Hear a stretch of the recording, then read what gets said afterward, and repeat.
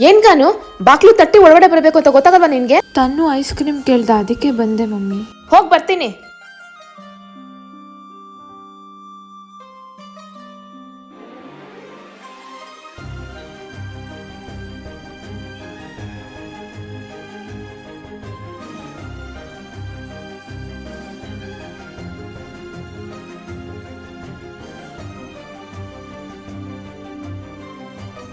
Mummy ನಿಮ್ನ ಒಂದು ಕೇಳಲಾ? ಏನ್ ಗಾನು? ನೀವು ಈ ನಡುವೆ ಯಾಕೆ ನನ್ನ ಜೊತೆ ತನ್ನ ಜೊತೆ ಮುಂಚೆ ತರ ಟೈಮ್ ಸ್ಪೆಂಡ್ ಮಾಡ್ತಿಲ್ಲ? ಒಂದೊಂದು ರಾತ್ರಿ ಮನೆಗೆ ಕೂಡ ಬರೋದಿಲ್ಲ. ಗಾನು, ಇವಾಗ ನೀನ್ ದೊಡ್ಡೋಳಾಗಿದ್ಯಾ, ಅರ್ಥ ಮಾಡ್ಕೊ. ನಾನ್ ಕೆಲ್ಸದ ಬಿಸಿಲಿ ಇರ್ತೀನಿ. ಇವಾಗ ಏನ್ ಕಮ್ಮಿ ಮಾಡಿದೀನಿ ನಿಮ್ಗೆ? ತಿನ್ನಕ್ ಕೇಳಿದೆಲ್ಲಾ ಕೊಡ್ಸ್ತೀನಿ, ಕೇಳಿದ ಬಟ್ಟೆ ಎಲ್ಲಾ ಕೊಡಿಸ್ತೀನಿ. ಹುಷಾರು, ಇನ್ನೊಂದ್ಸರಿ ಈ ತರ ಪ್ರಶ್ನೆ ಎಲ್ಲಾ ಮಾಡ್ಕೊಡ್ ನೀನ್ ನನ್ಗೆ, ಗೊತ್ತಾಯ್ತಾ? ಇಂತಹ ಪರಿಸ್ಥಿತಿ ಎಷ್ಟೋ ಜನ ಮಕ್ಕಳು ಅನುಭವಿಸ್ತಿದ್ದಾರೆ.